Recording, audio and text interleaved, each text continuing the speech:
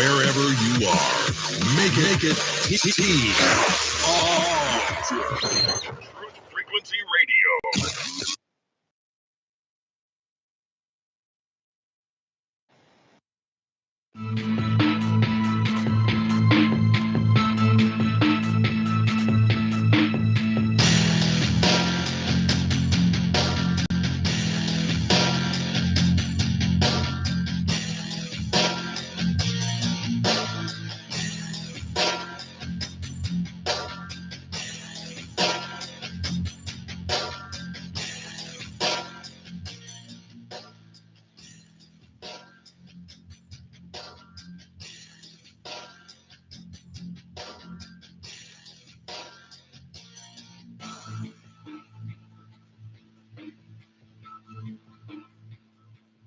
It is Tuesday, my dudes. Good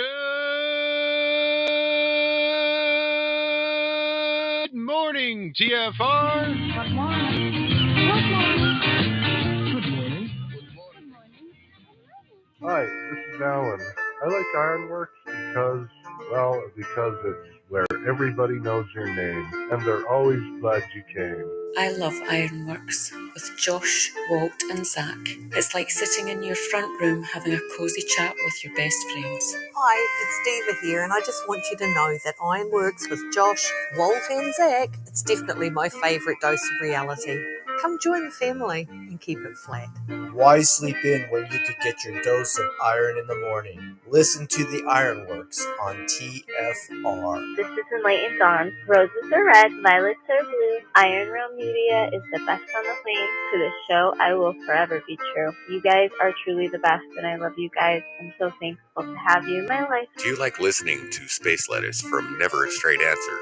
Then tune in to The Ironworx with Zack, Walter, and Josh. Break clear of the fear on the Ironworx and become an Iron Scout.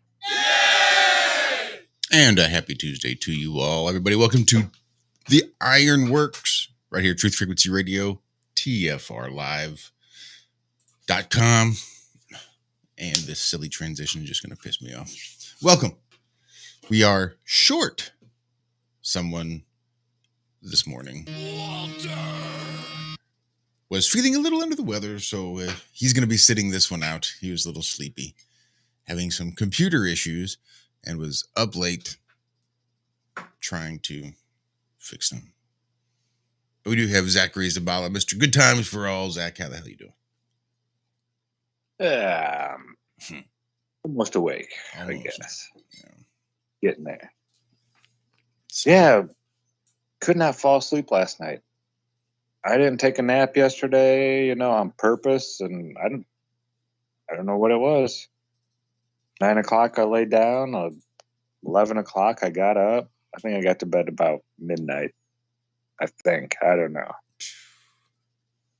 Yeah, so I had the same thing Walter had. I don't know what's going on. I was actually up later than I usually am. I was till like 10 o'clock, which for me is way past my bedtime. So I was a little slow to get out of bed this morning, but say the obvious. Yeah. It's going to be hot as hell this week. It's actually not bad today. It's going to be like in the mid to high 90s. But after that, it sort of peaks out at the hundreds and just gets silly warm. Yeah, it's 70 right now, but it's going up to 89, it says today. I think that's right around 30. There's 87, 30 degrees Celsius. That's warm. Yeah, I thought it was a little higher than that, but I might be wrong. Well, let's see. I'll go look it up. Well, double it and add 30 gets you pretty damn close. Celsius, 86 degrees. 30 degrees Celsius. See, I thought it was on the other side of 90.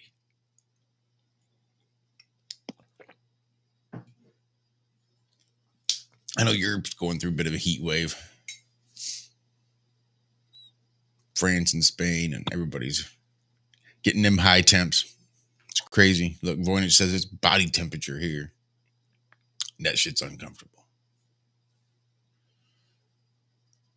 Apparently, there's a lot of bunny owners in England. And they've been dealing. Really? Yeah, surprisingly. Or maybe not. Small little compact pet that'll stay in your garden. Yeah. The trouble is there's not a whole lot of people out in the UK that have air conditioners. Because don't really need them if you don't have this kind of heat. Except when you do have this kind of heat. And you have little bunnies that are very sensitive to heat. Yeah, because bunnies usually, they have holes, right? I'm sorry? Like a bunny will have a hole. Like Yeah, that's pretty common. They do. They're a bit of a diggers. Yeah.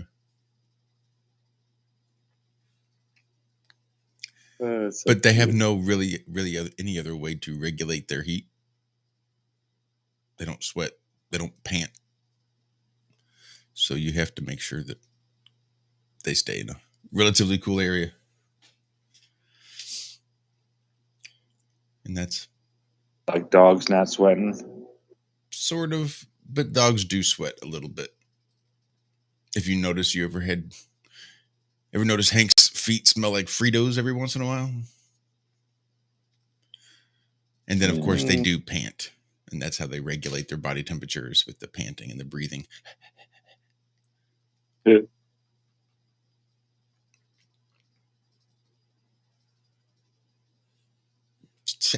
You know what? That's about it. That was about the best I have for today. A couple of bunny factoids and I'm done. I've had it's been a wild week. Really? Playing with weekend, I guess, playing with the Tesla coil. I found out some crazy stuff. Now it's just trying to figure out what's actually going on. But I get what the design of the Warden Cliff Tower was doing. He wasn't sending electricity through the air. Well, I guess kind of he was. But it was more or less he's using the ground as one of the capacitor plates. And that little metal thing on top of a Tesla coil creates another Gaussian surface in the air linearly out. So, it's crazy.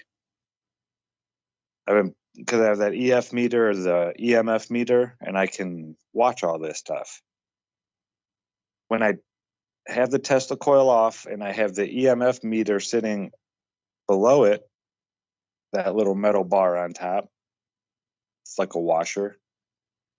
I give some power to the Tesla coil, and the electric field goes up. The baseline, everything goes up a little bit. So it's increasing the electric field around it. I understand that. Now, when I place it above it,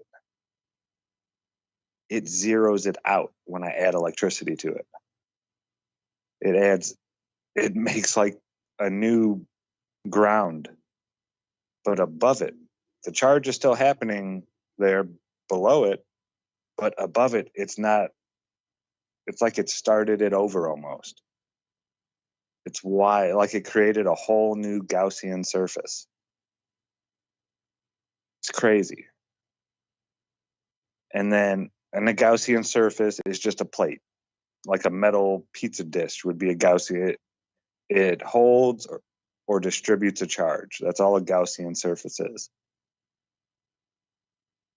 Yeah, it's mind-blowing how simple this stuff is. But what Tesla did was he would take his negative, and he didn't run it back, like we have our positive and negative in the wall, and we just stick them both into the wall, he took his negative and stuck it straight down into the ground. Not back into the circuit board and all that stuff, but straight into the ground.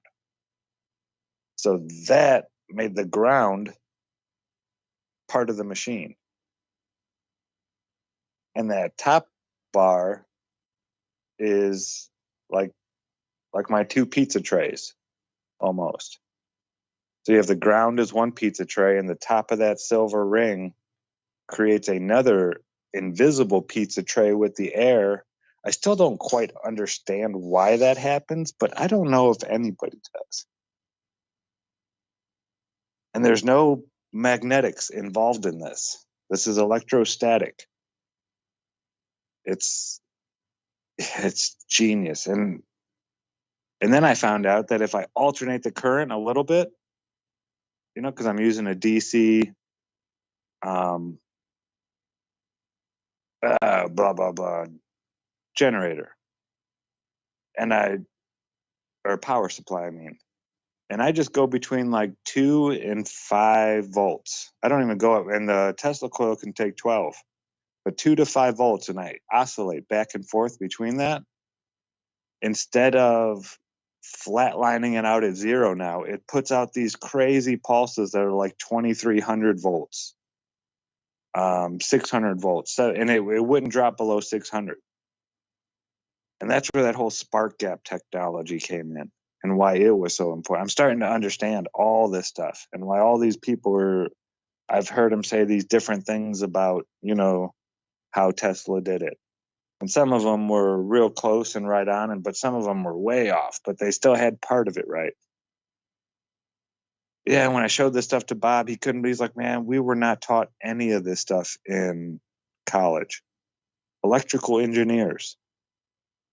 And they don't know anything about this stuff. It's sad.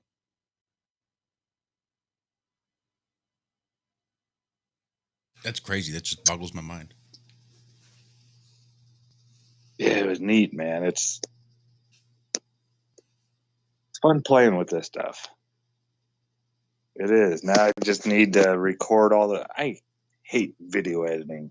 I don't want to say hate, but I despise it. That is my scourge. I wish I could just push a button and you could see what I see. That'd be so much easier. Yeah, it would.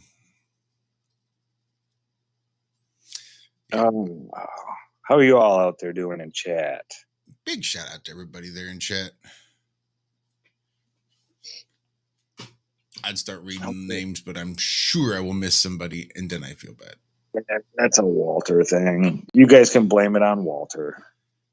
Staying up playing the video games too much. No, I don't think he was. But I will give any word a big shout out over there on Rockfin. Good to see you over there. Strange not to see you with a little D Live symbol next to your name.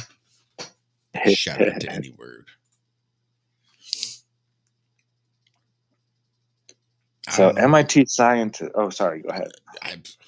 I was about to comment on how little I had to comment on. So you go right ahead. Okay, so this is coming out of MIT. So scientists have found a way to boil water more quickly and efficiently. The innovation could reduce energy use in a variety of industries. Okay, let's see. What if water could be boiled more quickly and efficiently? Blah, blah, blah. Okay, who wrote this? Let's see. Lucia Papadopoulos. Okay. It would benefit, okay, blah, blah, blah, blah, blah, blah, by improving HTC and CHF. Okay. According to the press release by the institution published on Tuesday. Wait. Oh, they've conceived of a method to do just that. There we go. Second paragraph. Now this says MIT scientists have found a way. Not conceived a way or thought of a way. It says found a way. So it says researchers have found a way to improve at the same time the 2 key parameters that are conducive to the boiling process: the heat transfer coefficient and the critical heat flux. Okay. Blah, blah, blah, blah, blah, blah, blah, blah, blah. Both parameters are important, blah, blah, blah. Okay, just tell me how you do it. If we have lots of bubbles on the boiling surface, that means boiling is very efficient. But if we have too many bubbles on the surface, they can't coalesce together, which can form a vapor film over the boiling surface. That film introduces resistance to the heat transfer of the hot surface of the water. If we have vapor in between the surface and the water, that prevents the heat transfer efficiency and lowers the CHF value. Blah, blah, blah, blah. Okay. That's critical heat flux for those not keeping track. CHF. Yeah. I forgot, so don't feel bad if you did. Okay, so how did the researchers achieve them? Okay, by adding a series of microscale cavities or dents to a surface, controlling the way bubbles form on that surface.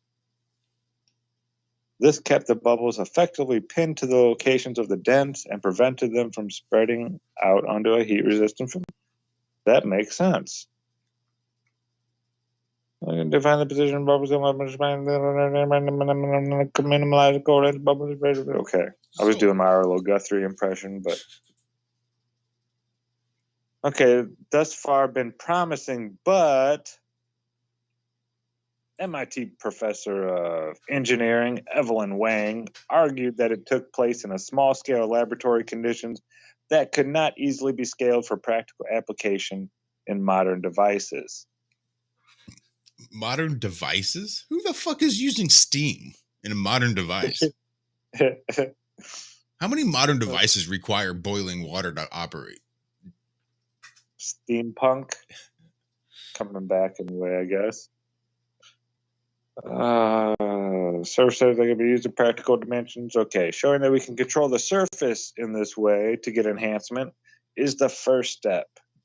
Then the next step is to think about more scalable approaches. That's right. And pretty soon we'll be able to travel the whole length of the Mississippi. Once we manage to figure out how to get one of these engines made with steam on top of a boat. Jesus.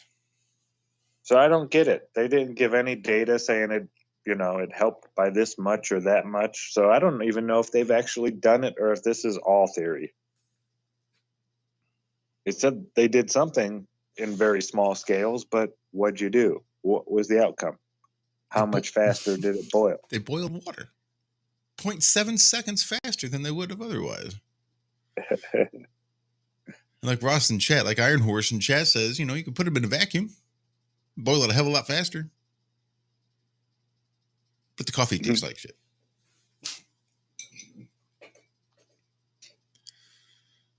Yeah, couldn't you just superheat one of those surfaces and then dump water on it? Wouldn't that boil it pretty fucking fast? Have you seen it boils water using steam? I don't know how to explain it. Like, so it uses the temperature before boiling to boil water? I forget. It was being done over, I think, in Japan. I'm going to have to find this. But yeah, it was super interesting because they were getting water to boil like super fast the way they were doing it, the way they were heating it. Brain fart. It's too early for me to be thinking about stuff that old. Yeah. For real. All right, here's one that goes right up. This one's for you, Walter, since you're not here. This is by David Nield, Nield. It says, all that video gaming could be boosting an unexpected life skill. New study finds. As a hobby, video gaming can get some bad press when it comes to the effects on our physical and mental health. And it has been well established that sitting still all day isn't especially good for us. However, done in moderation, there are upsides to video gaming. A new study suggests that hours spent in front of a screen playing games each week can increase brain activity, and in particular, boost the cognitive skills required for decision making. That is taking everything coming through our senses and deciding on a suitable reaction. As opposed to what? Yeah, what doesn't do that? Right. Besides crack and, alcohol,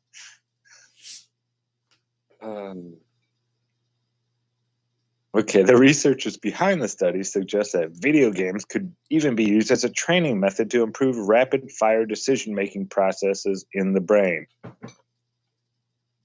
Perhaps if those brains have suffered some neural damage. I mean, isn't that kind of what sports were kind of designed for?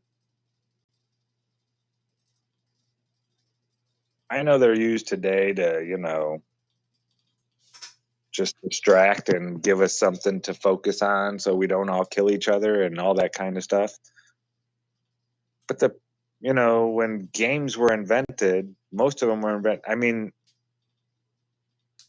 to improve on something, hand-eye coordination, decision-making. I mean, what doesn't really improve on decision-making like an activity that you can do?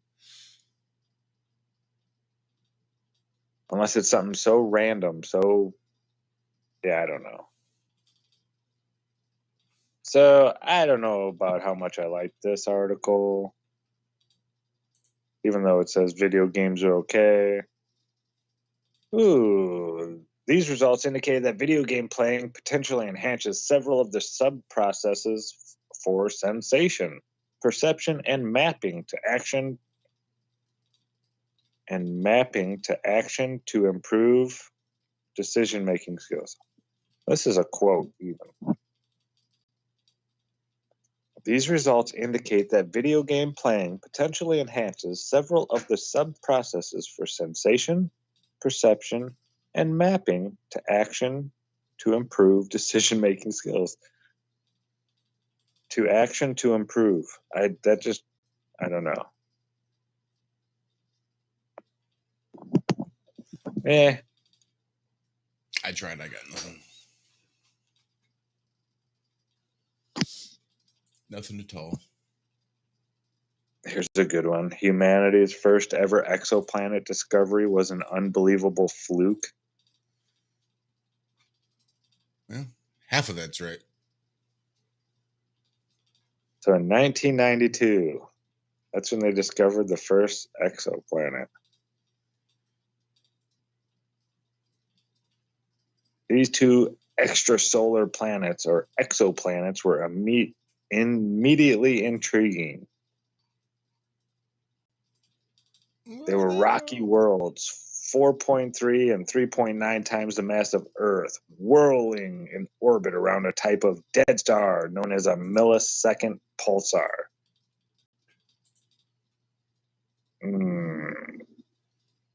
A third exoplanet, blah, blah, blah, 1994, okay. Blah, blah, blah. So pulsars, or what? Okay. Now an analysis of hundreds of pulsars has revealed that such exoplanets are incredibly rare, almost vanishingly so. The fuck does that mean? What kind of adverb is that, for love of Pete? Vanishingly so? What? Yeah. Vanishingly so.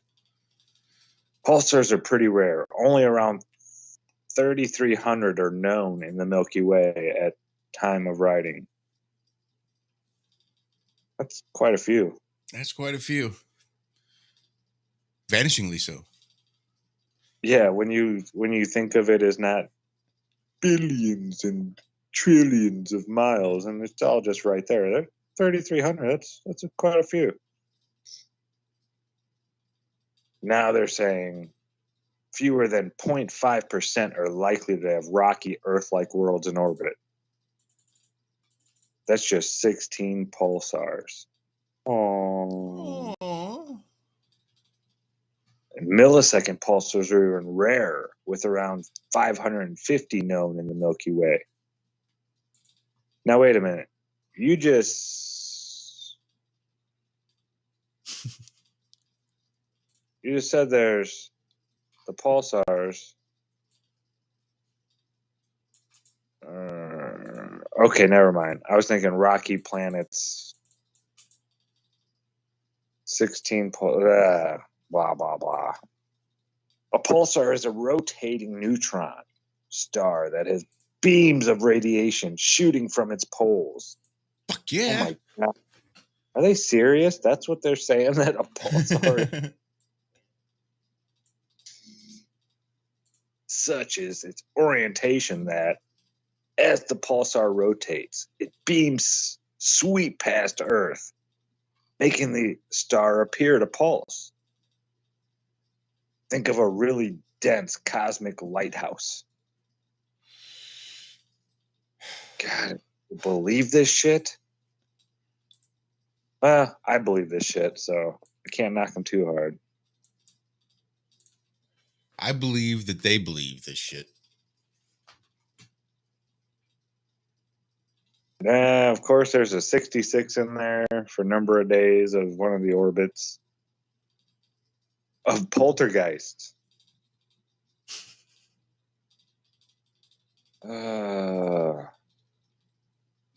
So it's poltergeist and phobator. Or the phobator. Yeah. Let's show we got about 30 seconds before we hit this first break. All right. Yeah. I'll shut up. Big shout out to Zombie Snoop in chat. Looks like they finally found a house and put an offer in. So hopefully they'll be making the move here real soon. Zombie Snoop, if you want to go ahead and check Telegram, we are not on Zoom for this particular show. We are using Skype, but I did drop you a link to the Skype on your Telegram. Stick around. We got more coming up for the second segment right after this. Fourth major lesson in life to learn. Learn how to reap in the fall without complaint.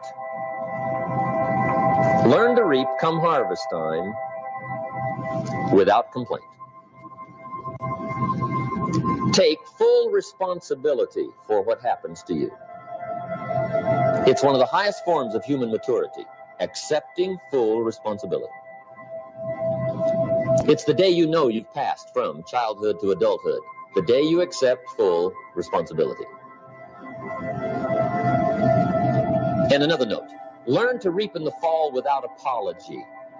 Without apology if you do well, and without complaint if you don't. That's maturity.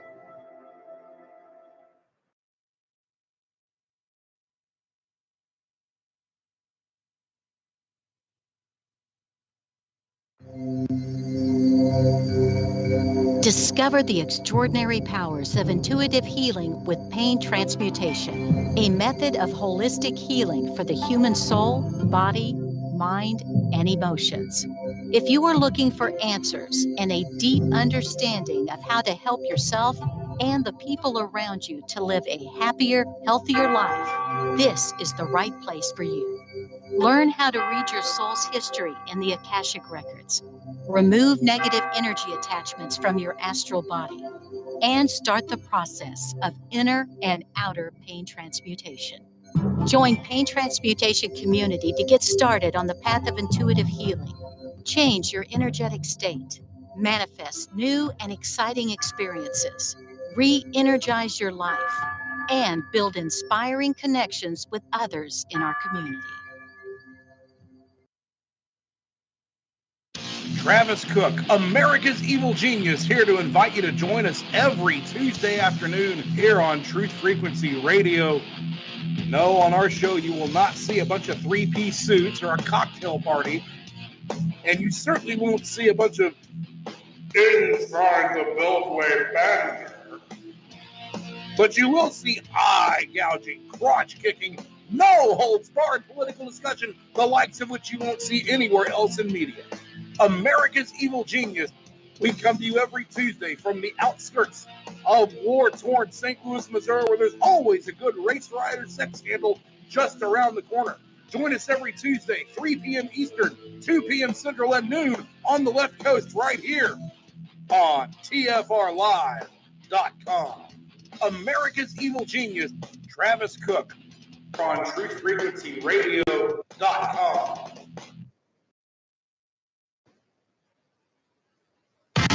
hate, no hype, no fear. We are TFR. Frequency Radio.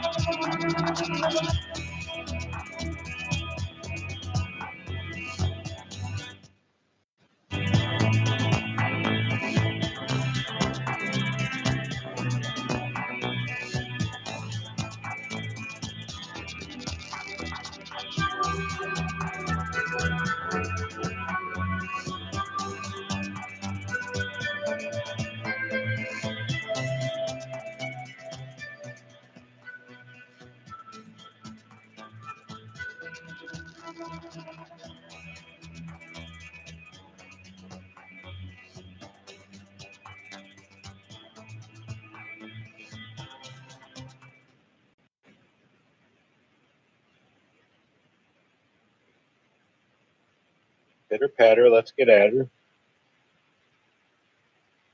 All right, ramblers, let's start rambling. Good morning to you. Doo-doo-doo. No, that's it. I can't think of any more. I don't know what's going on with Josh. He may have stepped away for a moment. So, welcome back to the second half of the first half. Ironworx here on TFR. Walt, or no Walt. Josh and Zach hanging out with you here. Hope you're all having a great time of day, whatever it may be for you. Here it is quite early, 5:32 in the AM. So Delta is a airline here in the United States. And they've been having some issues. This is mostly about Heathrow Airport over there in the UK. It's one of the busiest international airports on the plane. And they've been having some issues. They're saying they lost 1,000 pieces of luggage. And what they did, they're saying it's a stroke of genius, but I don't know if it's so genius. They just flew the luggage all by itself with no passengers to the destination. And then when people got there, their luggage was there. I mean, stroke of genius or common sense, like you make up your own mind. A pack mule? Yeah, pretty much. Oh, so they have a pack mule plane and they think, look how smart we are. Yeah. Yep. Gotcha. So they're trying to blame it on this and that and blah, blah, blah, blah. But it's pretty much a lot of people have started traveling again, and airlines and airports are experiencing staff shortages. Now, I know why they're happening over here in the U.S., but I know we have some European folks in the chat right there. Are your guys' airports, way understaffed like they are here because of certain mandates that are being, they're being told they have to do something in order to work here anymore? And I know that's what a lot of it was around here. A lot of pilots were refusing.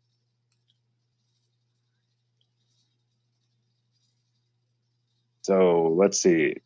On Monday, Heathrow attempted to manage the chaos by limiting airline capacity.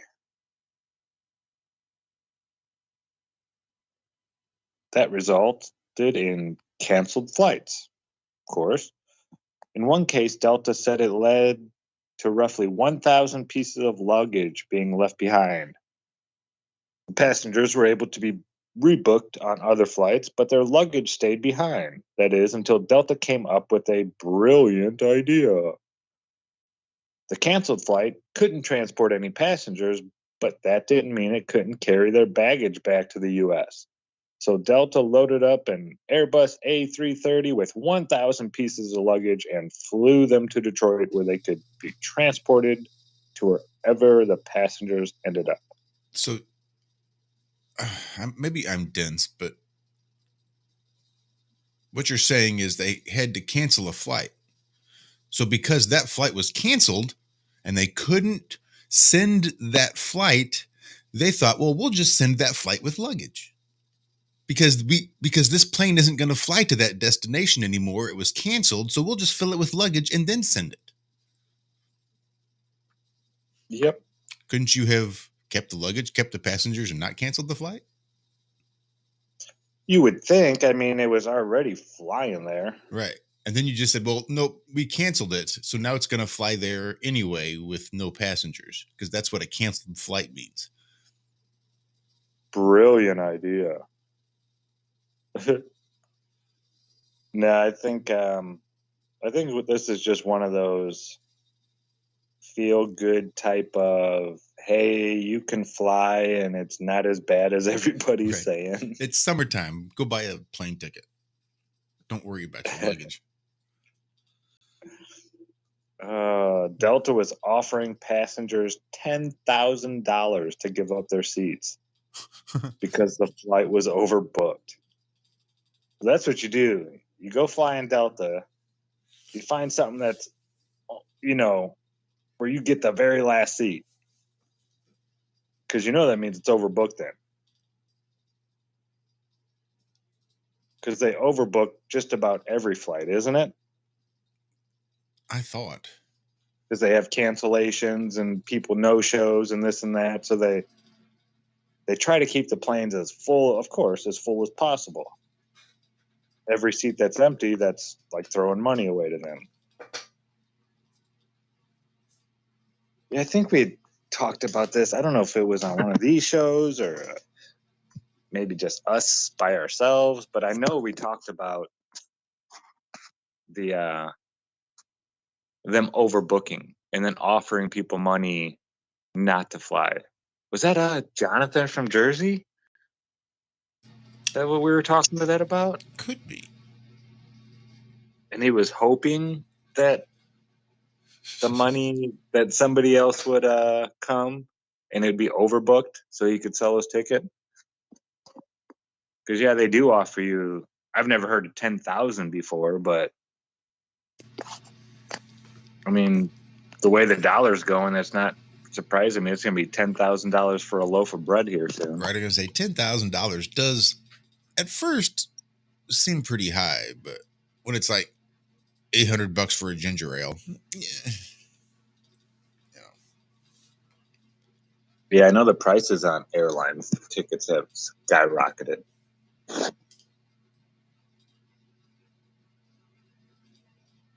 Where it used to, like,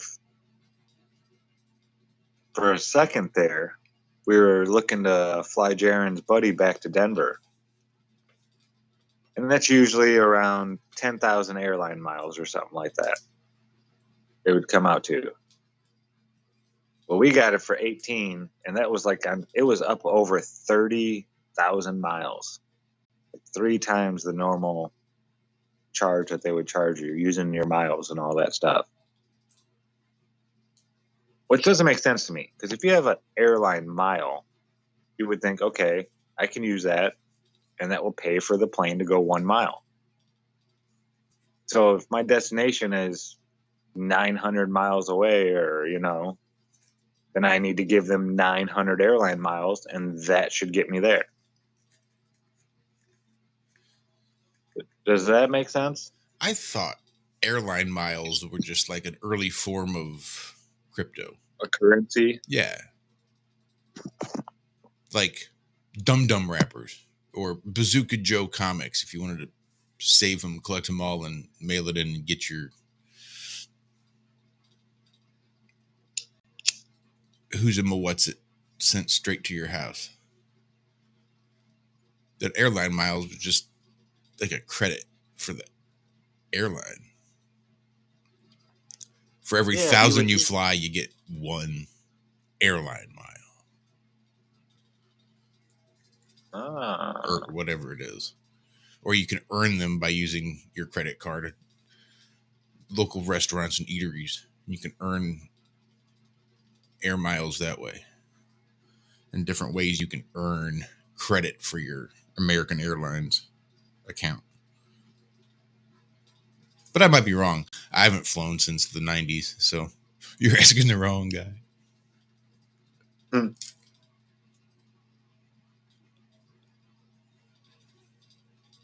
Oh my goodness. Not even going to read it. Not even going to read it.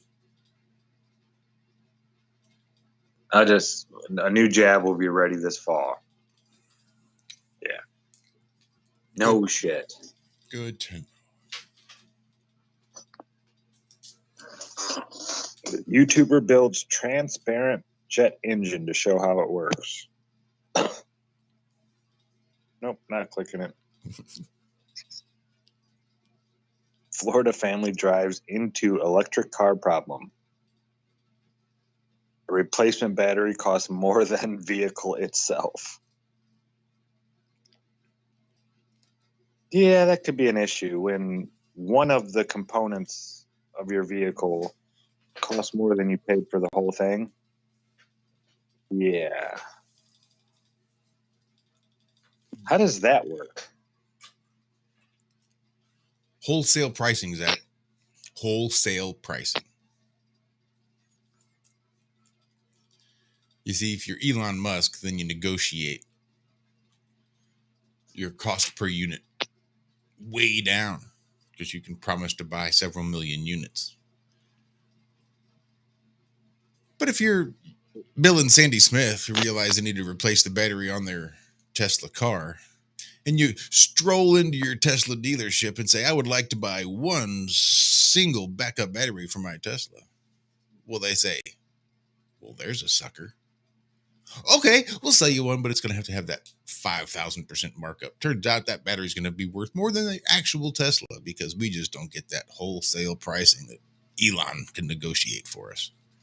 You're going to have to go ahead and pay full price if you want to keep driving your car. Wonder if that's something that the guys at the dealership tell them. Like, one of these days, your battery's going to die. And it's going to cost more than you just paid for this whole car. I mean, shouldn't that be like one of the... I'm sure it's in the writing somewhere that they signed without reading. But that just sounds like not a very good design or just business model. Fuck that. Sell them all Teslas with no batteries. I mean, that's bargain basement pricing right there. I'll sell you a $10,000 Tesla. $10,000. You can't hardly beat it. All you got to do is put your own battery in it.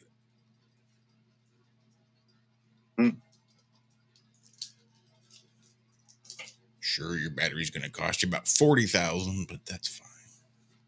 Think of the deal you caught on the rest of the car, though. Johnny Cash style, one piece at a time.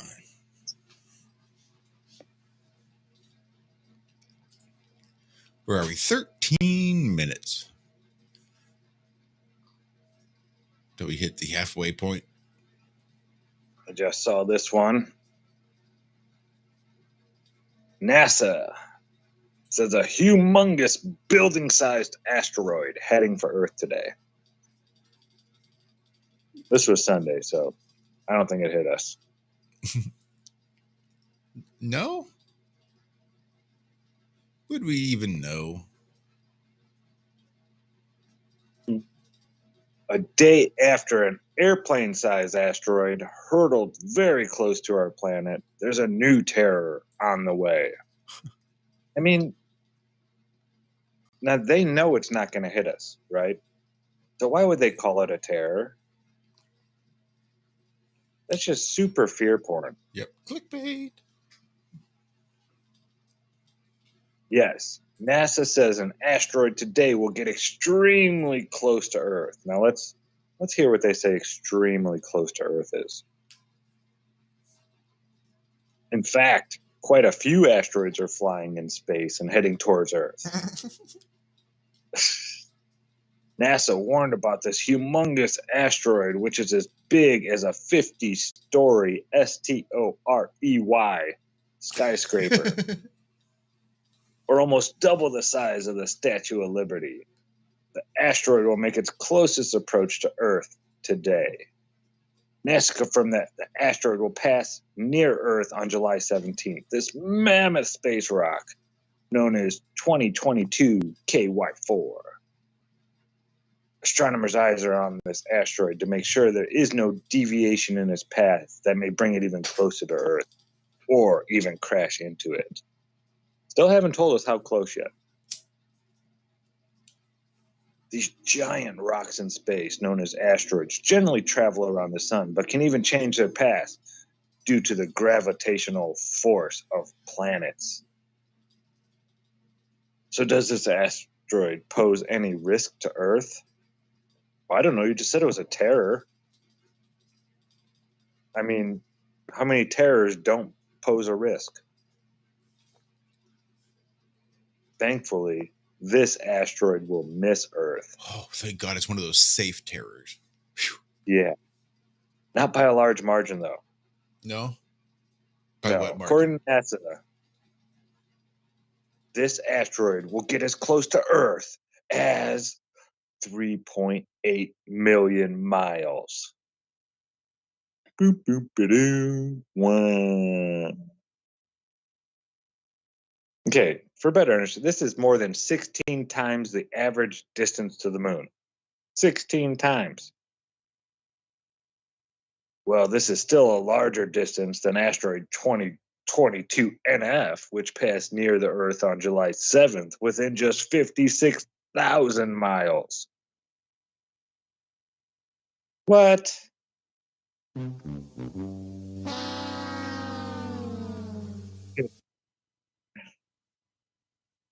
Oh, my goodness.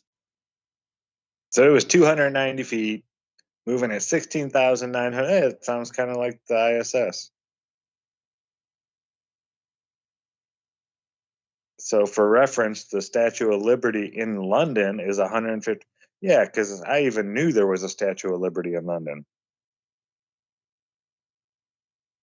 Did you know there's a Statue of Liberty in London? I did not. Well, that's what you can compare that to. Okay. Nothing screams liberty like a monarchy. Anyway. Yeah. That's oh no, there's more down here. Yeah, blah blah blah blah blah blah. Wow, this article just keeps on going. Oh no, this is a bunch of different art. I've noticed that a lot lately. They don't end the articles now. Yep. They have it to where you can just cycle down right into a new article. Have you been seeing a lot of those lately? Yep. And no comment sections on anything space related. Yeah. Or politics related. I've noticed that. That used to be the thing, you know? You would go read an article and then go look in the comment section and see what everybody had to say about it.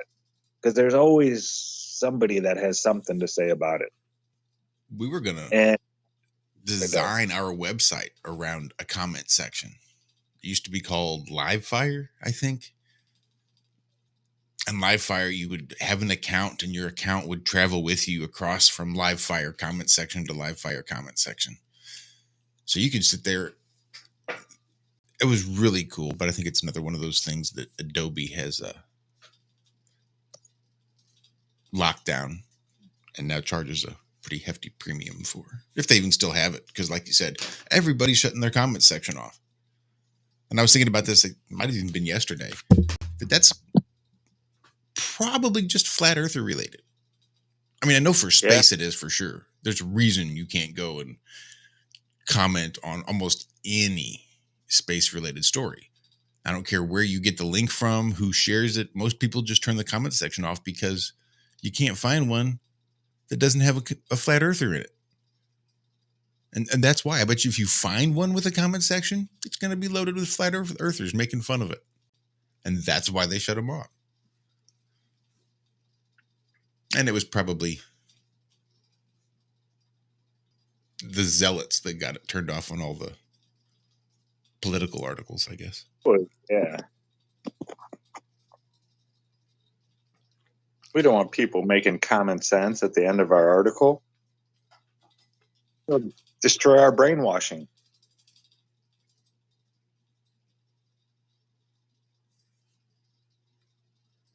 I found another interesting. This is right up Cammy's alley. A new record for the strongest magnetic field. Is this a new record? Because they set a record. We just had this story a few weeks ago, I thought. No, this is universe. Not created by man. This is in the universe. We're talking X-ray telescopes here. Right. Yeah. Okay. This X-ray, okay. A Chinese Insight HXMT X-ray telescope. They've made a direct measurement of the strongest. I love how a direct measurement. The magnetic field belongs to a magnetar currently in the process of cannibalizing an orbiting companion. Don't bother me. I'm magnetar. I eat him. Magnetars are nasty, but thankfully rare. What the hell is a magnetar? They're a special kind of neutron star that power up the strongest known magnetic fields. What? They don't know the exact origins of these ultra-powerful fields, but as usual, they have their suspicions. Okay, so while neutron stars are made of almost entirely neutrons, yeah, because that makes sense, they do contain small populations of protons and electrons. When neutron stars are born in supernova explosions of a massive star, those charged particles can briefly create a strong magnetic field. In normal neutron stars, the magnetic field quickly melts away from all the complex physics happening in the explosion. But for some neutron stars, the magnetic field locks itself in before that happens. Oh my goodness. When the neutron star finally reveals itself, it retains the impressive magnetic strength, and a magnetar is born. Bloody magnetars. Blah, blah, blah, blah. I just want to know how far this way is so I can laugh at it. Pulsar, they're talking about pulsars again and magnetars. I'm learning all kinds of stuff about the fakeness of space. What? They don't tell me how far away this thing is? Then how do you know? Oh my goodness. I'm just done. The science is in. Science. Don't be a denier, Zach. Don't be a denier. So it says, most of the time, astronomers have to make do with indirect measurements of magnetar magnetic field strength. Thankfully, sometimes astronomers can get lucky. Yeah, thankfully. Too bad. Yeah, and they still don't tell me how far away any of this shit is. Just know that it's a direct measurement. You don't need to know the distance. The only important piece is you need to remember was it's a direct measurement. In case any silly flat earthers hop on our comment section. Okay, here we go. So blah, blah, blah, study, blah, blah, blah, blah, blah, an ultra-luminous pulsar in the Milky Way. This pulsar has an orbiting companion that wandered too close. The pulsar's extreme gravity is currently in the process of tearing apart the companion, forcing its material into a thin accretion disk around the pulsar. Occasionally, the gas in the accretion disk flares, producing the flash of incredibly bright X-rays. In the spectrum of those X-rays, the astronomers found an absorption line caused by electrons knocking away X-rays. Those electrons can only get that kind of energy if they're powered by a magnetic field. And so, through that observation, the astronomers were able to directly measure the magnetic field strength. What? That is the least direct measurement I've ever heard. They estimated a field strength. Got to end it with that. It's an estimation. 1.6 billion Tesla, which is about 1 million billion times stronger than Earth's magnetic field. Right. Oh, my goodness. Science. A quick moment of silence for all the brain cells that were killed, for all the people that read that article. Thank you, Paul M. Sutter. I now feel a little bit dumber than I did when I started reading this. That's going to bring us up to the end of the hour, folks. Look at that. Sure as shit. Right to it. I want to thank you all for putting up with us this morning. Without Walt to carry me, I'm forced to participate a little bit. It's weird not having Walter here. It's just not the same. It's like Ironworx. Light. It's like fat-free Ironworx. Low-cal Ironworx without Walter here. Stick around. We got the whole second half of the show coming up right after this. Hour number 2. Stick around. Hi, my name is Ella, and I'm 10 years old. I'm one of the millions of children born to parents suffering from the sheeple virus. Symptoms include the inability to think for oneself, the attention span of a goldfish, and a strong belief in government and the mainstream media. It is estimated that 1 out of every 2 children are being raised by parents infected with the sheeple virus. But there is a cure. For as little as 19 cents per day, you can become a TFR supporter and help children like me get their daily dose of truth. Together, we will make sure every child has protection from deception.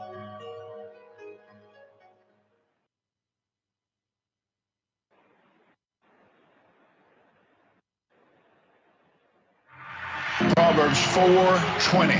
Your lungs are now filling up with chronic. Oh, I know what that means. COVID-19. Get out of my lungs. COVID-19. Get out of my body. Get out of here. You gon' rule me. And all the symptoms came on me. I started chilling. And I smile, I say, you can't put that on me. And the worse it hurt, the bigger the my smile got. Elbow, I call you well. Back, I call you well. Knees, I call you well. Feet, I call you well. Kidneys, I call you well. Bladder, I call you well. Stomach, I call you well. Intestines, I call you well. COVID-19, get out of my lungs. COVID-19, get out of my body. Get out of here. And the devil comes up there. Well, you're not healing. You got COVID-19. COVID-19! Let the word fight its own fight. Here, Satan. Homeless. They said I'm better than anything. Well, that's COVID-19 for somebody. Now then, I have some videos I want you to watch. COVID-19! Get out of my lungs! COVID-19! Get out of my body! Get out of here! Hey, Nico Blue, Palestino, or Prestino, get out of here! COVID-19!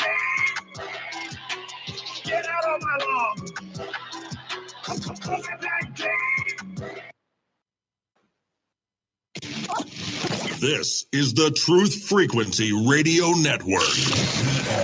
TFR. Truth Frequency Radio.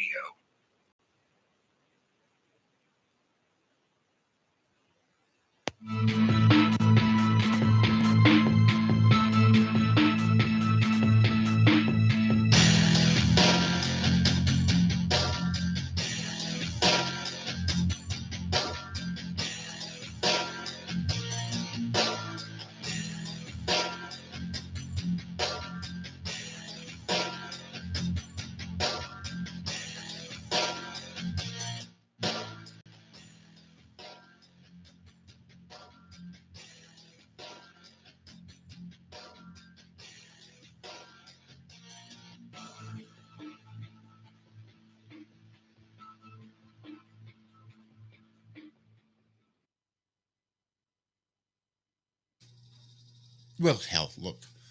So with the bunny, we have to keep her locked in the kitchen and we block it off. So every time I go into the kitchen, I've got to move part of the blockade so I can get in. Then to get out, I have to move the blockade again and replace it. You know how hard it is to move a blockade and keep a bunny back while carrying a cup of coffee, while trying to hurry so as to get here before the break ends? That's twice now I've missed it. Welcome back. First half of the second half. Time. I was just about ready to start. So you weren't too late. Well, we're going to give it this. Good morning. That way. I'm here. Wake up. Wake up. Wake up. Wake up! What is dark matter? Okay, we don't know. That's great. That's why it's called dark. It's exactly. Wake up! Everyone knows all reputable information comes from random people on the internet. Tell me things, internet. The earth is flat. It's like school in your hand. Okay, dark matter is something we do not know what it is. We believe the dark matter is there, but we have never detected it. Well, what I'm afraid of course, is that there is no dark matter out there. There was one? There is no dark matter out there. We need to think really hard. Hi, this is Alan. I like Ironworx because it's where everybody knows your name, and they're always glad you came. I love Ironworx with Josh, Walt and Zack.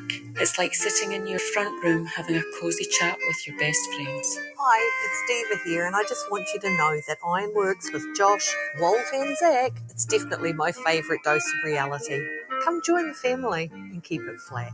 Why sleep in when you could get your dose of iron in the morning? Listen to the Ironworx on TFR. This is Enlightened Dawn. Roses are red, violets are blue. Iron Realm Media is the best on the planet. To the show, I will forever be true. You guys are truly the best, and I love you guys. I'm so thankful to have you in my life. Do you like listening to space letters from Never a Straight Answer? Then tune in to the Ironworx with Zack, Walter, and Josh. Break clear of the fear on the Ironworx and become an Iron Scout. There we go. Now we can start the second half of the show. So I was laying there in bed last night and got back up. It was like 10 o'clock. Just went and jumped on YouTube to see if anybody was live, and I caught Hori. I could sit and watch that man play video games for hours. That virtual headset stuff, they are getting so advanced with that. It's he was playing this game where like he was like a bionic human that had a hover suit, not a hover suit, but like a glide suit. And he was like climbing grain silos. It's so funny watching him, not watching the gameplay, but watching Hori moving his arms around like crazy, just standing there. And there's one thing he has to do. He has to shake this thing in his hand to charge something up. And, you know, he's in virtual reality world. He doesn't know which way he's facing or anything like that. Well, when he's got his back to the camera and he's charging this thing up with his right hand. It doesn't look good. I'll just say that. I was cracking up laughing so hard. It was stupid, 14-year-old boy humor, but I couldn't help myself. I was just cracking up. And at one point, he had his left hand up and was like looking at it. He was holding on to like a wall or something. But again, in reality, it's Hori. Looks like he's got his hand up, taking a selfie of himself while shaking his right hand vigorously down by his waist. I was cracking up, dude. But the gameplay is amazing. The graphics still aren't, I mean, to get graphics in that virtual world, that takes a lot of processing power, a lot of RAM, all that kind of stuff. So I would compare it to like a James Bond type world, the old 007, but with 1080p graphics. Real blocky, real square looking stuff.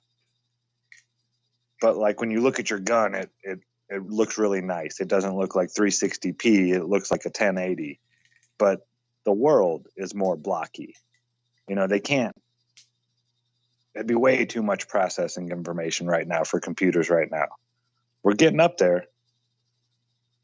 But, I mean, Hori, his upper body, he looks like he's been working out every day. And he hasn't. He's just been playing these video games. So, this type of video game playing that Hori's doing is good. You should have heard him breathing. I mean, it's a workout playing these games. So I could see, if you have a child that plays too many video games, doesn't get enough exercise or something like that, this could be something to get them that exercise they need, that they'll have fun doing. Because there's those children out there that despise sports, don't want to play them. 18-year-olds that can't throw a ball, never done it. They're out there. Well, this would be good exercise for them.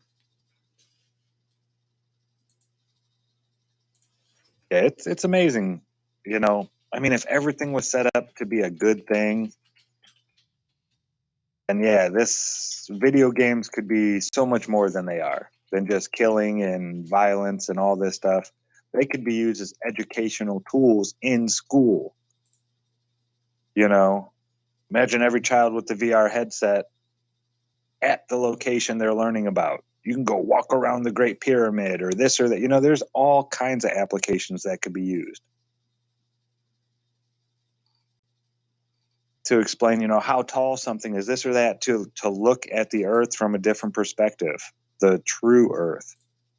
I mean, VR could really help people learn, but it's taken more towards the entertainment aspect of everything, which is how most things go at first, right? Yeah, for sure. It's all about the dollar bills, y'all. Fauci can't throw a ball. And I believe we are joined by Zombie Snoop. Hello. What's going on? What's good, guys? Grand Rising this beautiful morning. Saving you. I don't know about that. Hold on now.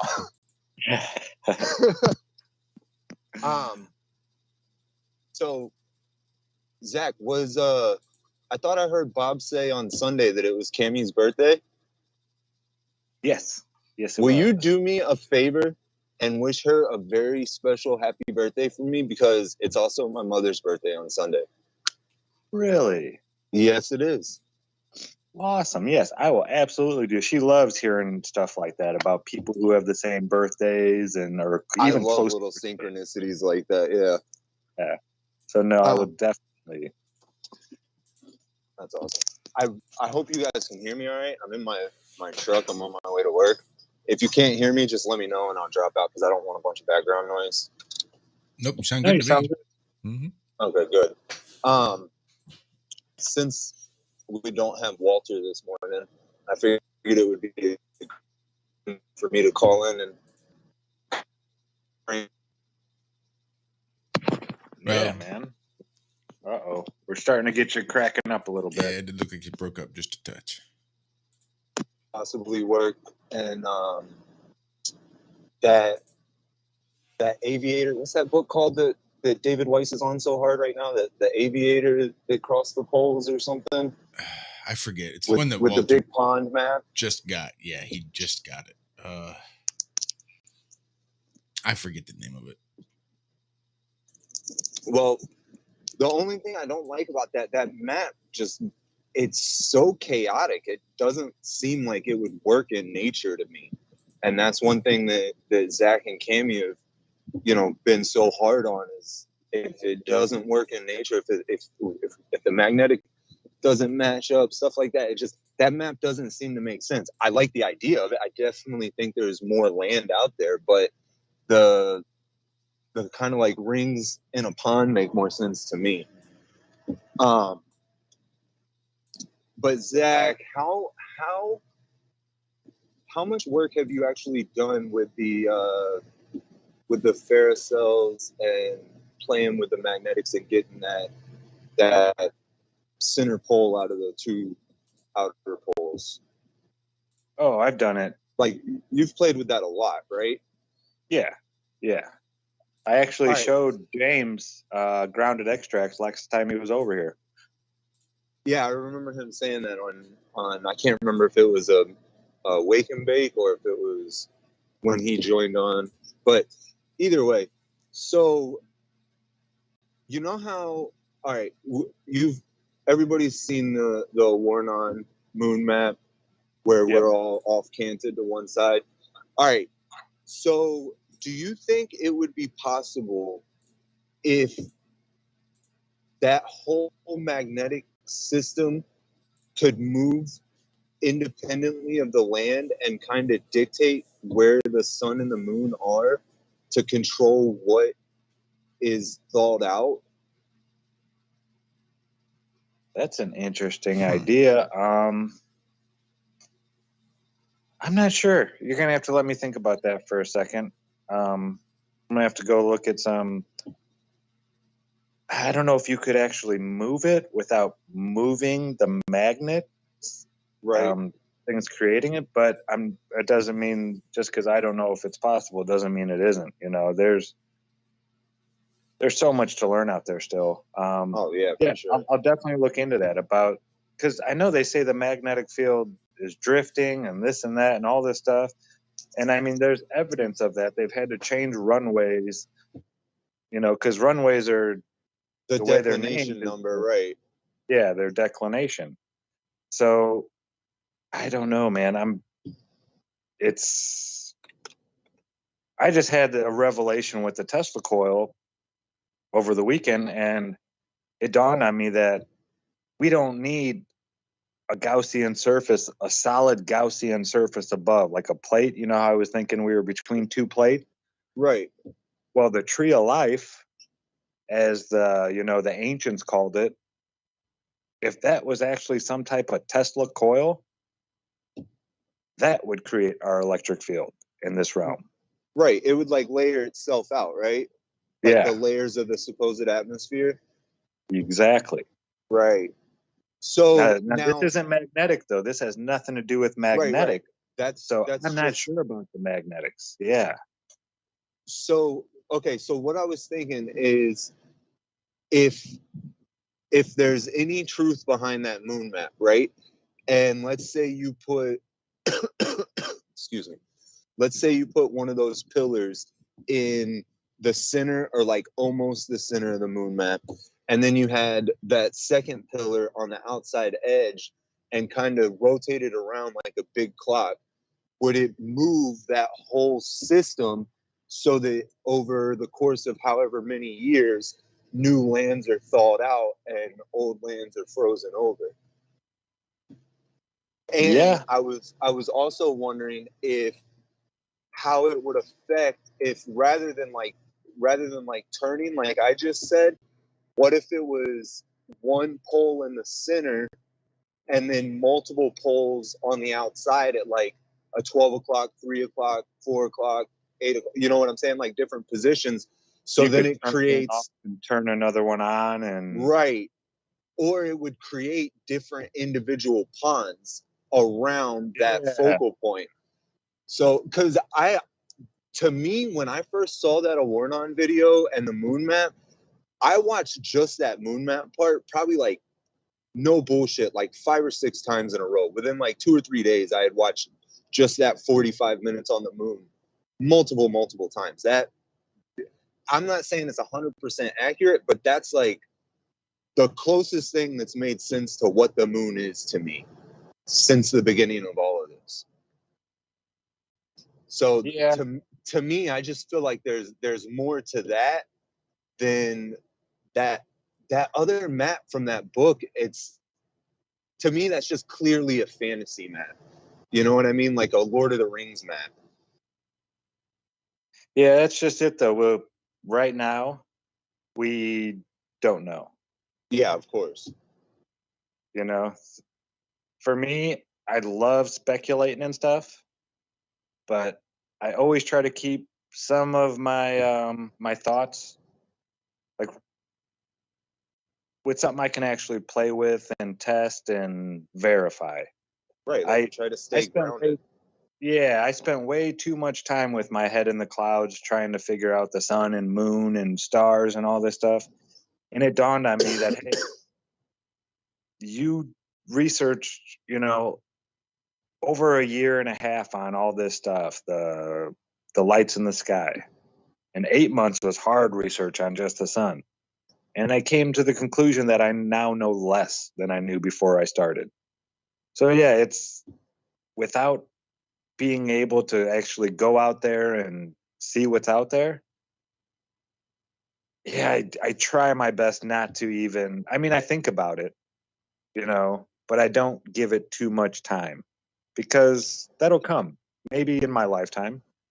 I'm hoping we'll have disclosure and people will be able to travel freely and explore. But until then, I kind of keep all that stuff on the back burner. Now, when interesting things pop up, I do, it's like we have 100-piece puzzle with 1,000 puzzle pieces. Yeah, right. Exactly. And you got to find those 100 pieces and get the right ones before you even get your puzzle together. So yeah, it's complicated when you're trying to piece this whole place together.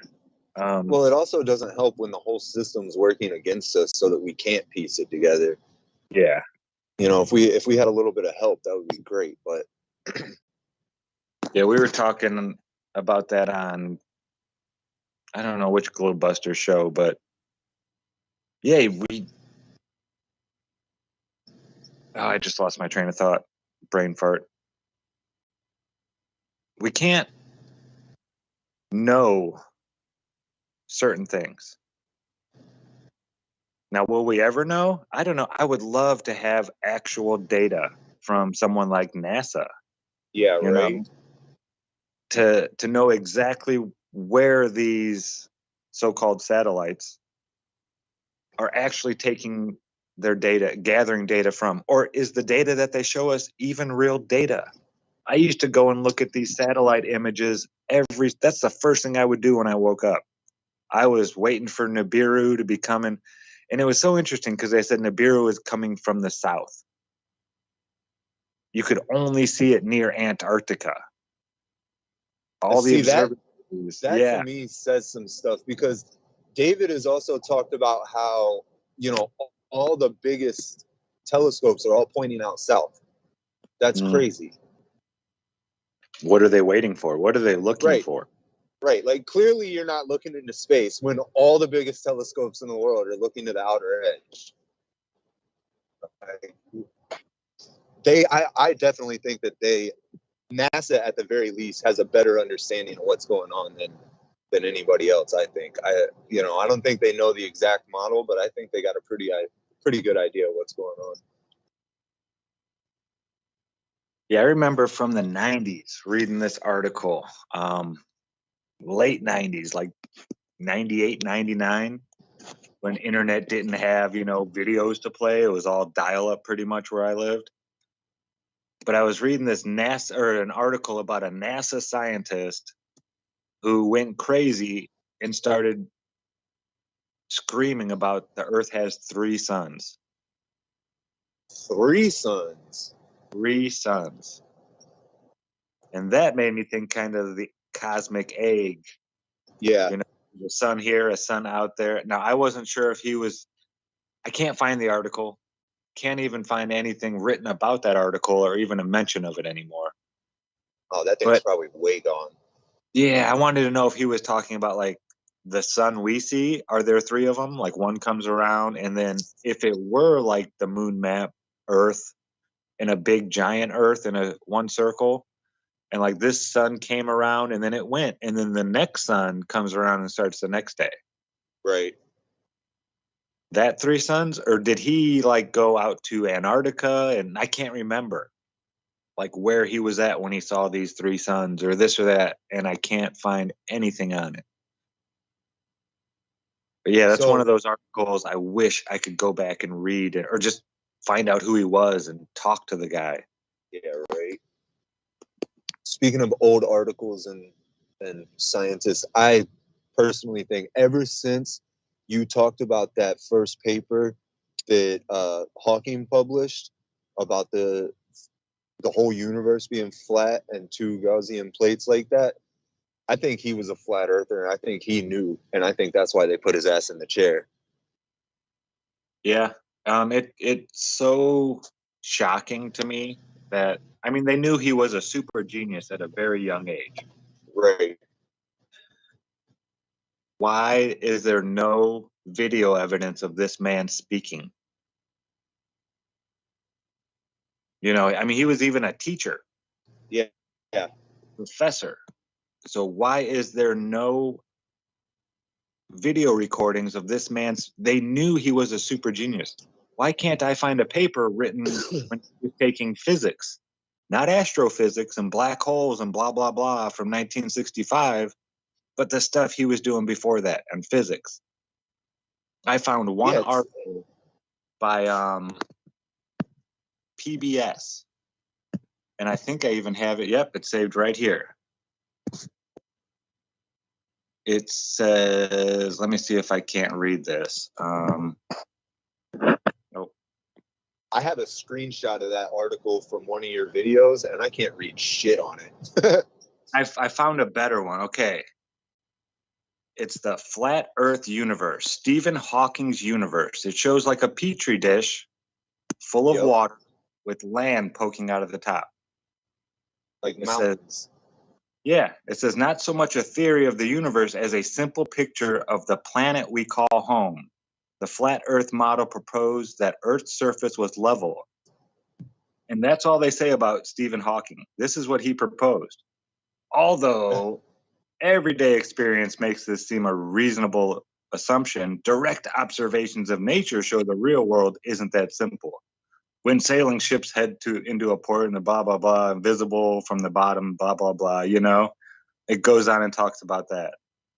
And then the Greek philosopher Aristotle provided 2 more reasons why. No, he didn't. But yeah, Stephen Hawking, at one time, believed we lived between a hot plate beneath us and a hot surface beneath us and a cold surface above, and we lived on the crust that formed in between it. That's what Stephen Hawking said. But you cannot find one paper he wrote about it. This is the only article I ever saw.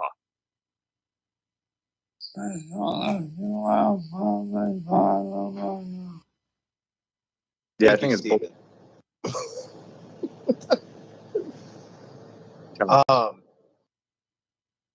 It's crazy to me that I've looked for that. I've actually typed in PBS Stephen Hawking flat universe model, and I cannot find that paper. It's gone. You can't find anything about this guy before he was in the chair. It's like he didn't exist until they put him in the chair. Yeah, like that soundbite Josh just played, That's the clearest recording they have of Stephen Hawking speaking. And if you actually go and watch the person that's, is that the one with the guy that was translating for him? Yeah. Yeah. That's I've seen that. It's absolutely ridiculous. Yeah. Yeah, he makes like a 3-second mumble, and the guy talks for like 10 seconds about quasars and pulse. It's like, get out of here, dude. Yeah, it's sad what happened to that guy. And the fact that he lived with ALS for 50 years. Yeah. Was never on the website as somebody with ALS until Jaron brought that up, and then they put him on there. That's crazy. Yeah, it's a show. He's a Neil deGrasse Tyson, a Bill Nye, a Brian Cox. These guys are not physicists. No, they're actors, especially Bill Nye. He's a failed actor. And then astrophysics is not physics. You could say Narnia physics, and it would be the same thing. Yep.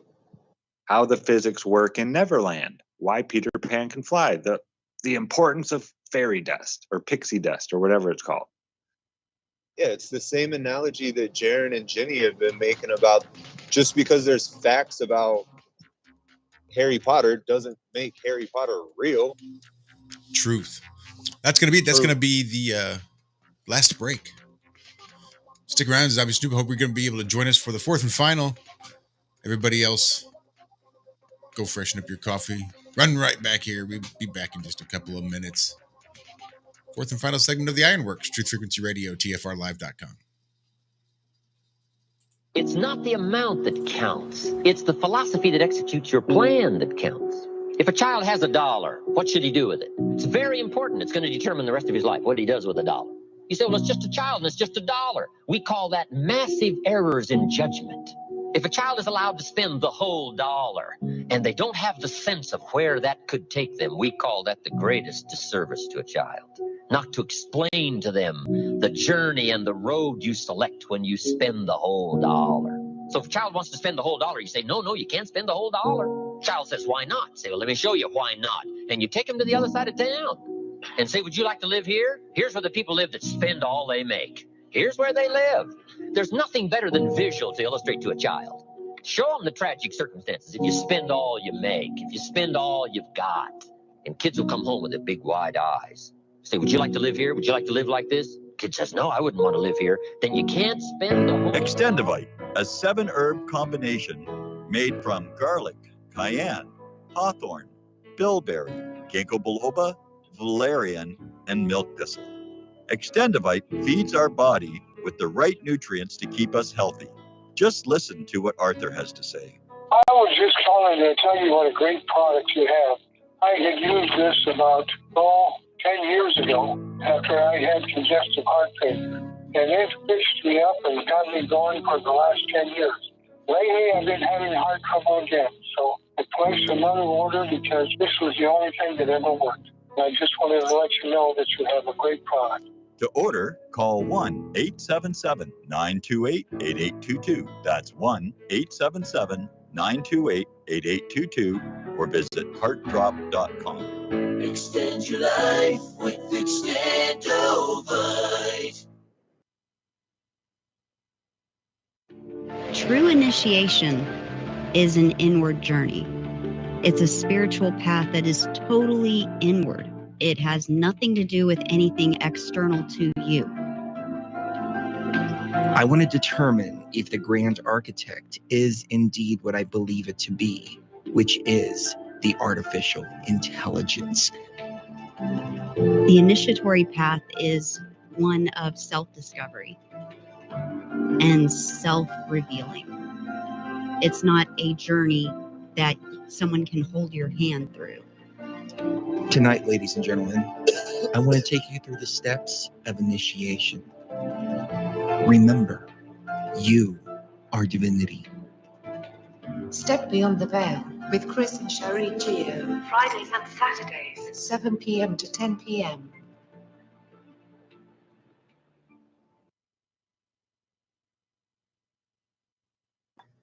We are TFR. My faith in destiny is all I need to prevail. Truth Frequency Radio.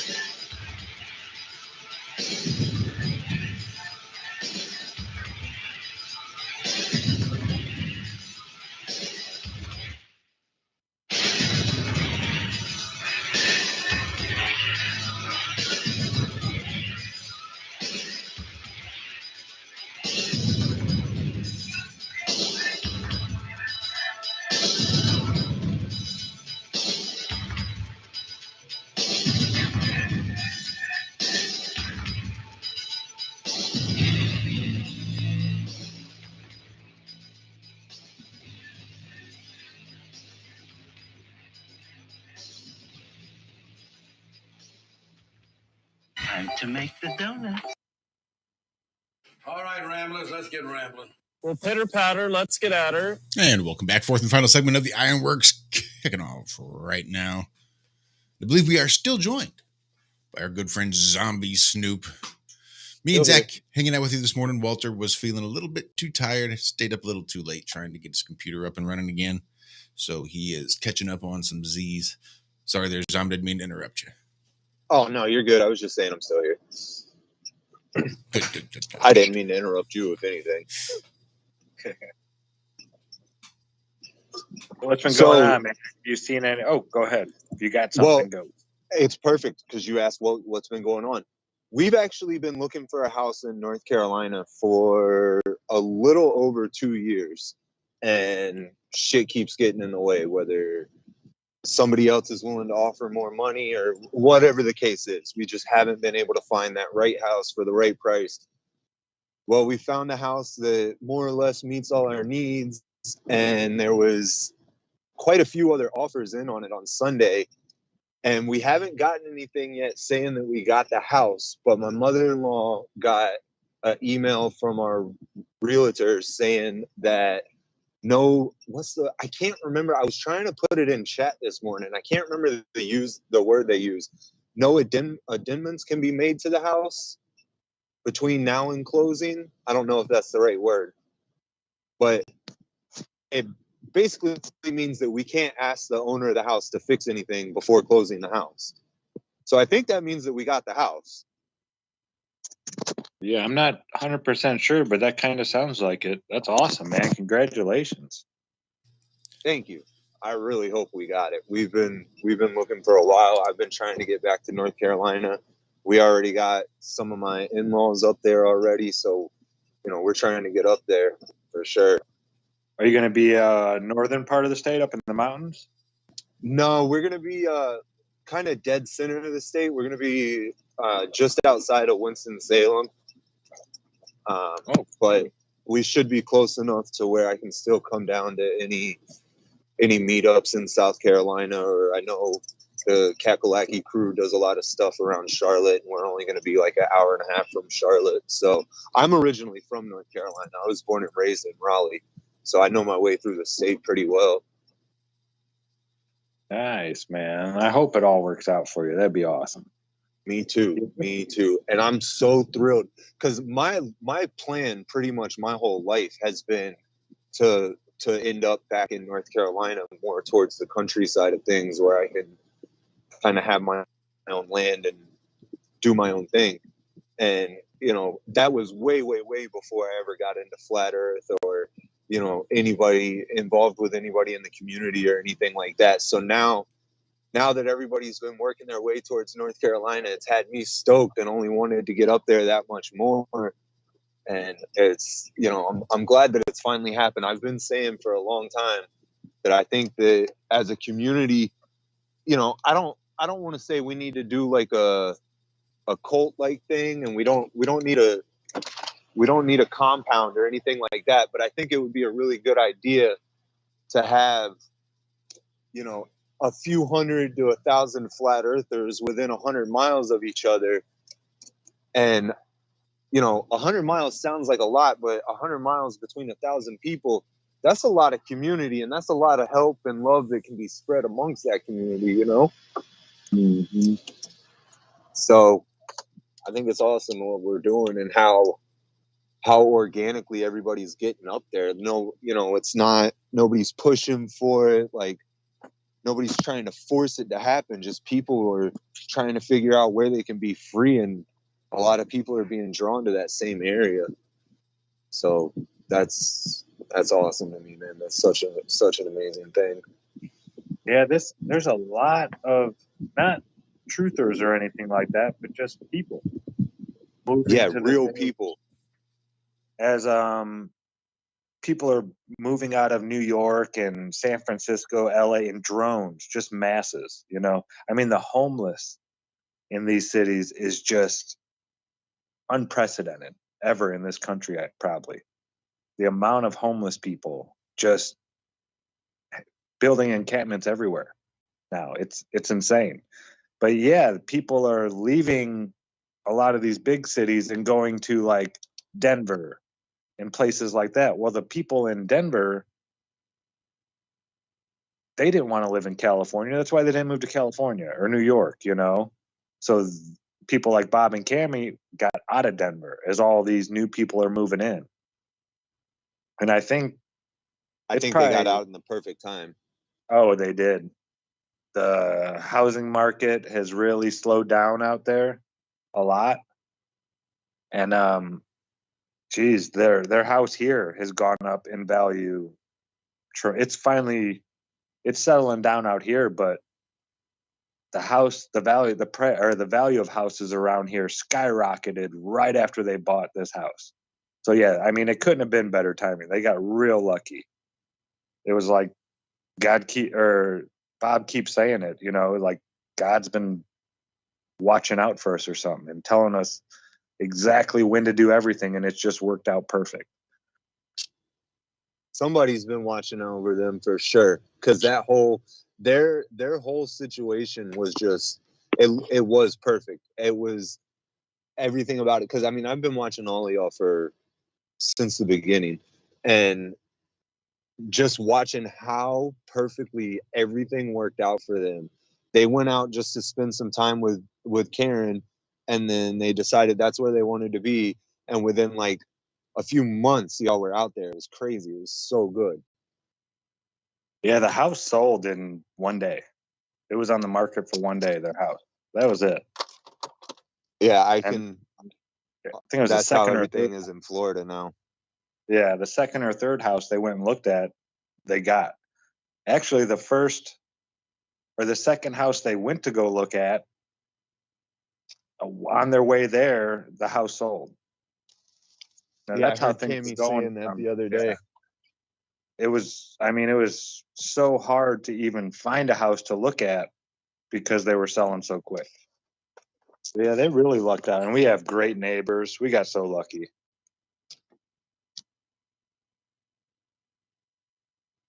So yeah, it's been blessed around here for sure. But yeah, that's awesome news, man. I'm glad that things are going in the right direction for you. I hope you get the house and everything goes well. Me too. Where are you? What state are you in now, if you don't mind me asking? I'm in Florida. Oh, I'm an open book, man. I don't hide shit. I'm down in South Florida in Naples, Fort Myers area. I wish I was a bit further up, because I know there's a lot. I mean, there's a lot of people around me. Like when I go on my app, I think there's like 80 people around me. And then, but like up in areas like where Austin is, and like Tallahassee, and the further north you get, the more flat earthers there are in Florida, at least. That's crazy, but it's so cool playing on that map and seeing all the blue dots and zooming out, and it's crazy. Yeah, David showed me a picture of his just the other day, and I think it was yesterday. Let me Doesn't he have a few hundred people around him, like 200 or 300 people? Yeah, we have. I have 140 around me, but he has 415. Jeez. And personally, I bet all 415 of those people are from him directly. Oh, probably. Yeah. Like, he is on it, man. He's always working. He is. He's always working. I love it. I completely agree with him, and I love it when he says, I could have a 48-hour day and sleep 2 hours and still not have enough time. I completely agree. I'm still not convinced it's not David's got a wall of 400 different cell phones sitting in his spare bedroom. I think that's a very real possibility, too. Like a mad genius, typing messages on all different ones, to and from each other, to 4 different people, just everywhere. Just like a madman up there on a wall of phones. Yeah, and speaking of David, I really like before he had the QR code for the app, I used to put the Stop Look Think website. I treated that the same way because I really like the idea that it doesn't say flat earth anywhere in the website. To me, that was awesome because people are more likely to go look at it when they're like, Stop Look Think, what is that? And then they'll go look and it's just like, there's your rabbit hole right there. Yeah, that is a good one. Yeah, putting flat earth, especially back in the day, was kind of taboo, you know? You're just asking for all the negative attention. That's why I never put flat earth in any of my videos at first, like ever. I was trying to I would talk about it in the video, but it was always, something to do about physics. Just to avoid all that stuff. And I like flying through the radar. I get way less flack that way. I don't know how people like David and Bob and Jaron and even Witsit, how they put up with all the trolls and all that kind of stuff. I mean, I get troll emails and stuff like that, but nowhere near what they get. Yeah, that's why I spelled my avatar name the way I did, so it'd be hard for people to find it. Smart thinking.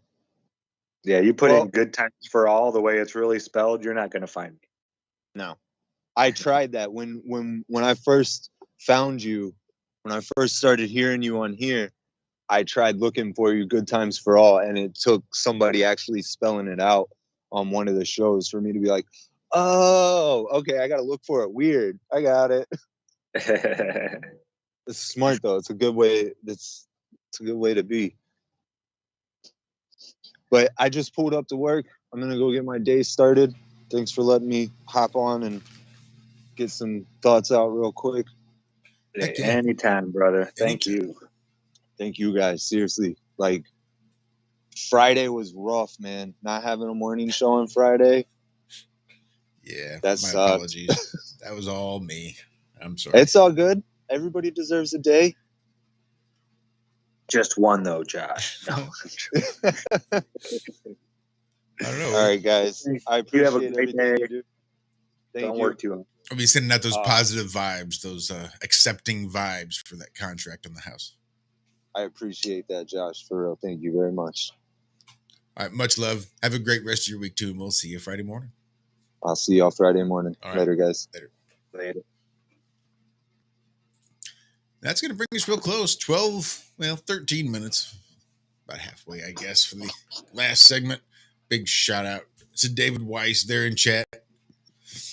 Fessing up 4 of those are him.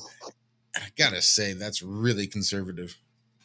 If I had the app, it wouldn't be 400. No. But it would probably be more than 4. So that's good shit. It's good to see you.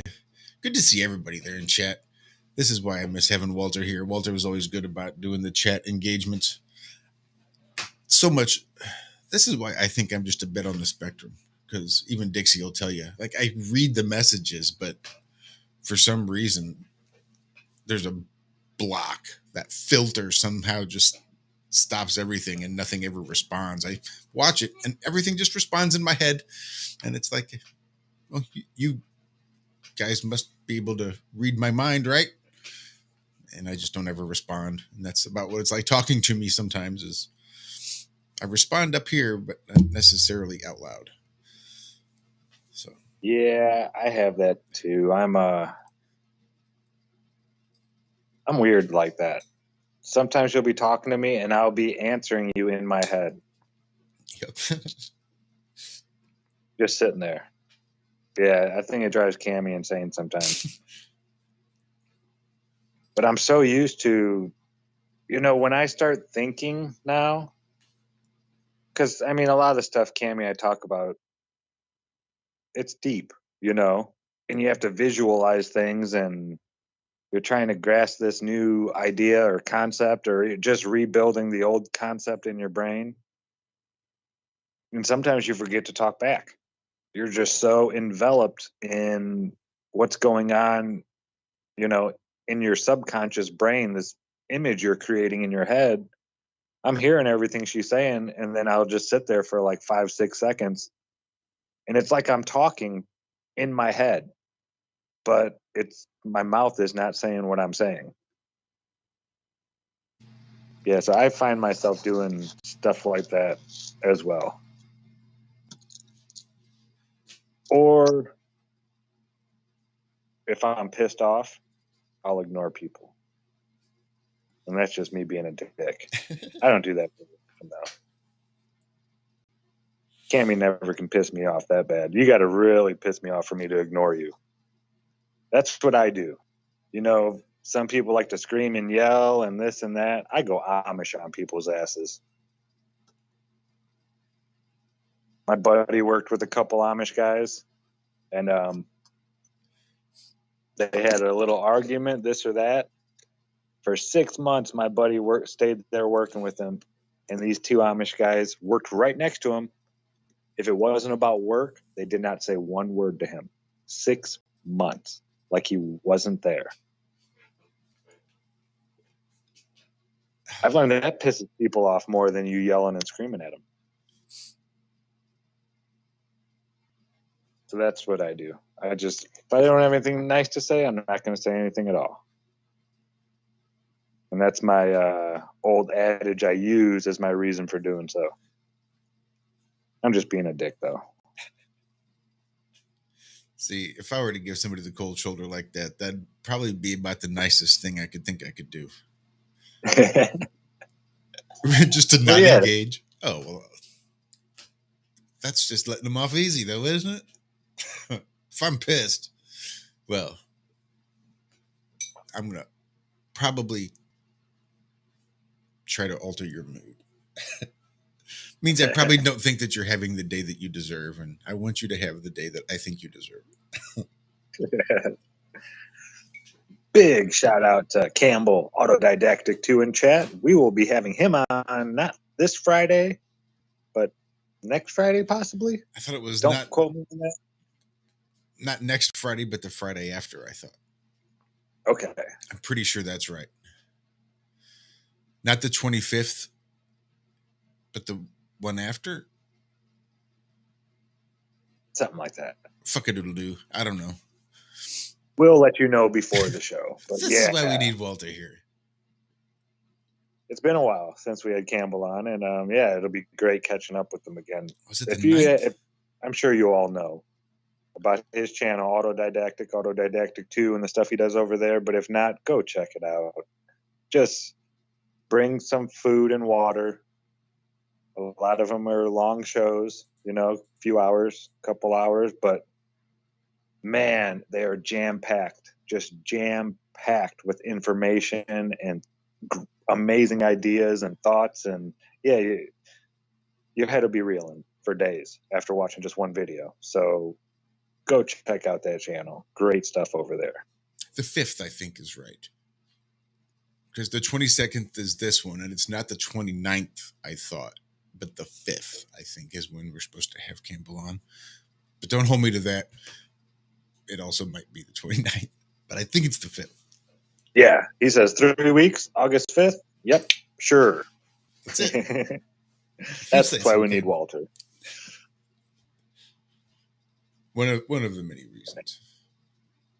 Can't wait for that show. I know next week, or this week, this Friday, we're having Jerry Marzinski back. Now, this one is going to be cool, folks, because this is going to be like strictly a Q&A with the chat. So if you have any questions for Jerry or Anon, what's his co-author's name? Sherry. I feel horrible. Sherry. Yeah, they if you haven't seen the first 2 shows, go check them out. Last show we had Anon on, who is a recovered schizophrenic that Jerry helped out.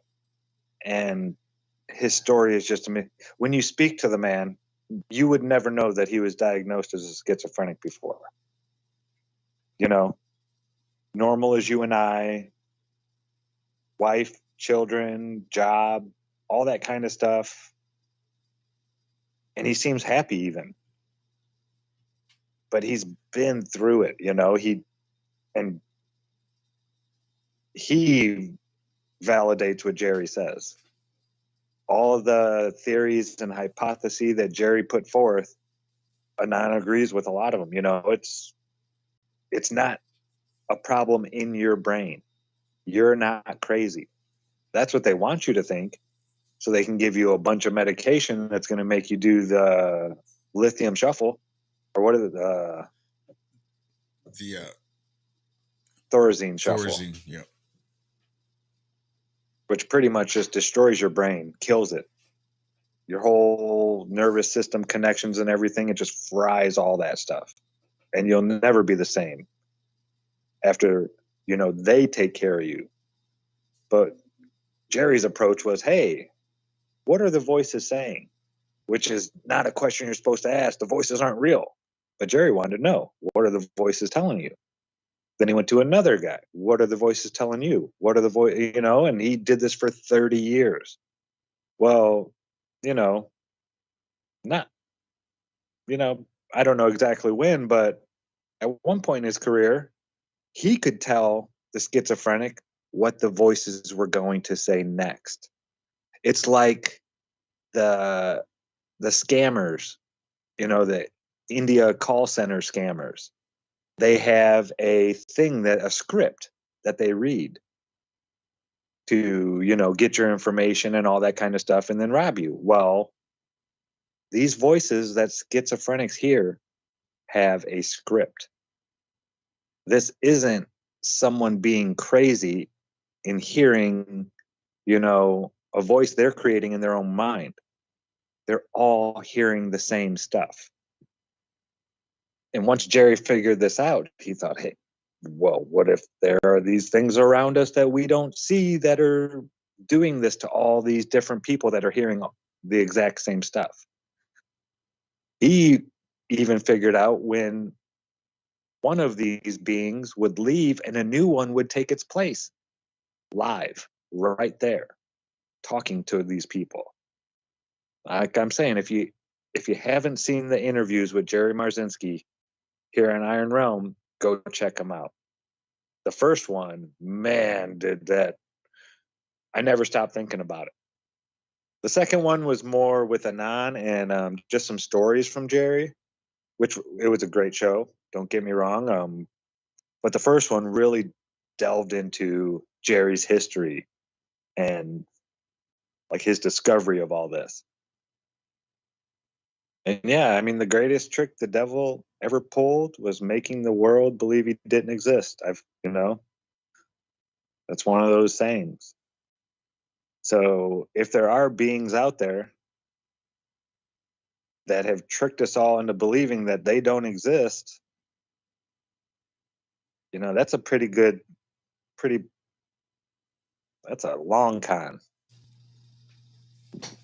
I saw Ian in chat ask how you can submit questions for Jerry. You can either just hang on to it and pop it in chat when we're live, or I suppose you could email us, ironrealmedia@gmail.com. You could text it to the flat line, 304-503-3528, or you can just spell out flat on your keypad. Text, you could call that flat line and leave a voicemail with the question. If you could join the Telegram group, leave your question there. You could send it to us over on Facebook. You could use our @IronRealm Media on Twitter and shoot us a question there. That's a pretty good wide array of ways to drop those questions. I hope to. Yeah, we're gonna have to have like one person on each different app watching for questions. Yeah, it's gonna be fun. Well, I'm hoping they're gonna do all that stuff prior to the show, so once Friday comes, we won't have to watch all of those different avenues. By then, we'll just have to watch the live chat and just Friday before the show starts, double check it and make sure I've gathered them all from all locations. So this Friday, folks, set your calendar, mark the date, set the timer. Friday, 6:30-ish Eastern. We'll arrive precisely when we're supposed to, as always. But yeah, it should be an awesome show. I can't wait. Yeah, no, I think it's going to be a good one. A wizard When is you never late, get to work, nor is he early.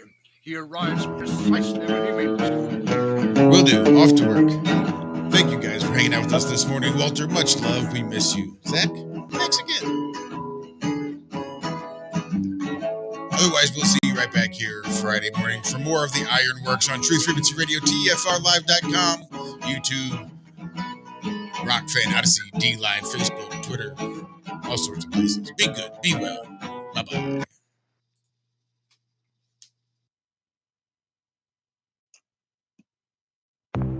Censorship and regulation is becoming an ever-growing problem in today's modern media.